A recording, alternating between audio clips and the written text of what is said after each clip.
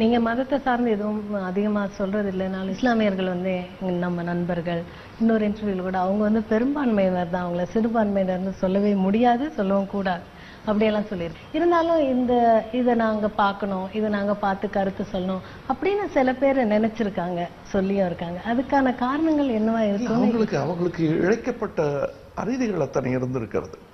அந்த சரித்திரத்தை அம்பேத்கர் அவர்கள் சொல்லி இருக்கிறார்கள். என்ன ஒரு இந்திய முஸ்லிமின் குறை என்ன? எதற்காக கோவிக்கிறான்? ஏன் அவனுக்கு என்ன மனத்தாங்கள் என்ன இப்படி என்று பார்க்கும் பொழுது 500 வருடங்களாக இந்தியாவின் ஃபர்ஸ்ட் சிட்டிசனாக வாழ்ந்தவர், தன்னுடைய நாடு என்று நம்பி இறந்த பிறகு தன்னை புதைப்பதற்கு இது இடம் என்று தேர்ந்தெடுத்தவன், அவனுக்கு இதுதான் நாடு என்று நம்பி பல தலைமுறைகள் வாழ்ந்து விட்டவன், ஒரு 60 வருஷம் வாழ்ந்ததுலயே இஸ்ரேலுக்கு இவ்வளவு தேசப்பற்று இருக்கலாம் அப்படின்னால், யாருடைய இடத்திலேயோ ஆக்கிரமிப்பு செய்து வாழ்ந்த இஸ்ரேலுக்கு அவ்வளவு தன்னுடைய நாடு என்ற நம்பிக்கை 60 வருஷத்துல வரணும்னா 500 வருஷத்தில் ஆண்டவனுக்கு எவ்வளவு தன்னுடைய நாடு என்ற எண்ணம் இருந்திருக்கும். அந்த தேசப்பற்று காரணமாக அவன் ஆங்கிலம் கற்கவில்லை. ஏனென்றால் அது எதிரியின் மொழி என்று நினைத்தவன்.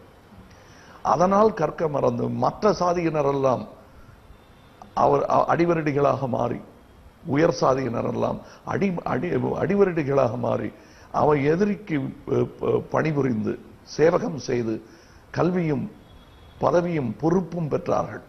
அப்பொழுதெல்லாம் இந்த முஸ்லிம் பின்தங்கி நின்றான். மற்ற தாழ்த்தப்பட்ட சாதியினர் கூட மதம் மாறி மேம்பட்டு கல்வி பெற்றார்கள். அது புரியும் பொழுது 100 வருடம் பின்தங்கி இருந்தார்கள். மற்றவர்கள் எல்லாம் முன்னேறிவிட்டார்கள்.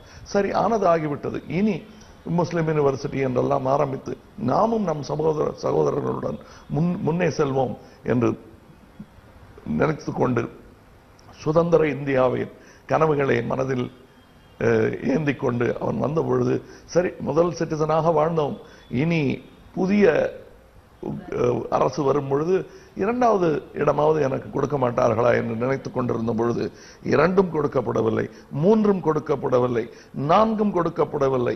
5வது நிலைக்கு தள்ளப்பட்ட கோபம் இருக்காதா என்பதை அம்பேத்கர் சொல்லியிருக்கிறார்.